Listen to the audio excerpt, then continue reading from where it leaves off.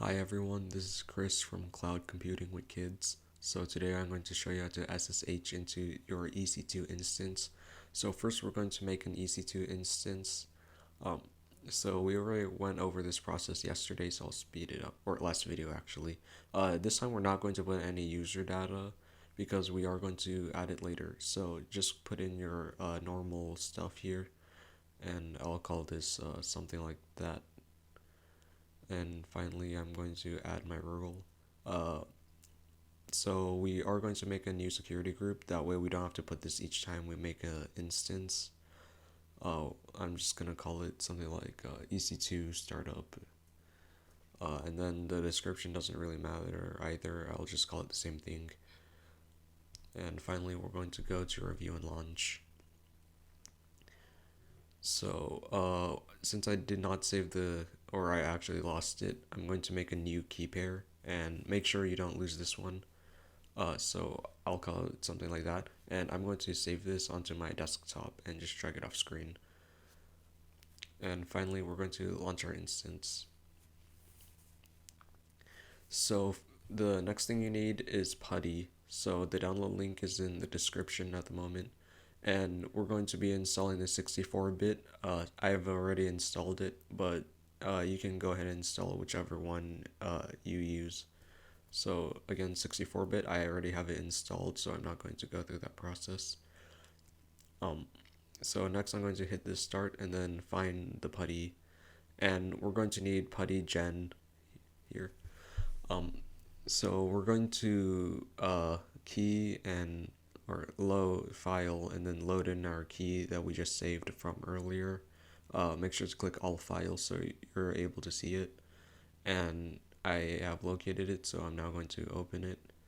And we should now be able to save the private key, and we need this, so we're converting a PEM to a PPK. That way we're able to put this into Putty, and just go ahead and name it anything you want and save it in a location you know. So next we're going to open Putty itself. Actually we're going to go into EC2 instance because we need that P. So we're going to go to SSH, click the little plus on the left, and then we're going to go to do not click the plus here, and locate the PPK file from earlier.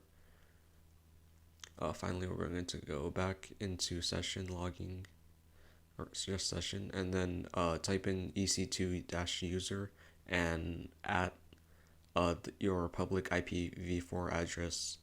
So as you can see, I'm copying it right now. So next we can go ahead and make a saved session. This is so we don't have to type in all of the information again each time we want to access the EC2 instance. So just go ahead and save that and open. Go ahead and click yes. So there are a few things we need to do.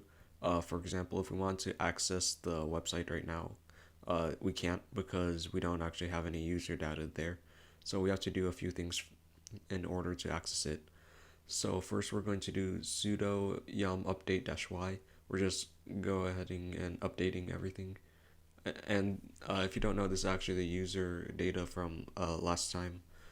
So this is going to take a while, but after this we're going to go ahead and do basically the same thing. We're doing sudo because it's super user do, and if we do not do that, we don't have the permissions, so that's why we're using that. So next sudo yum install -httpd.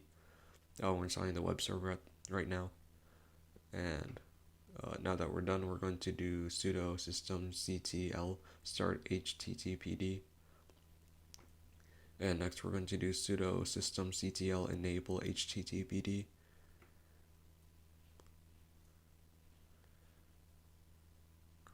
Okay, now if we go back to website refresh, you can see that we have a new web page, and that'll do it for this video.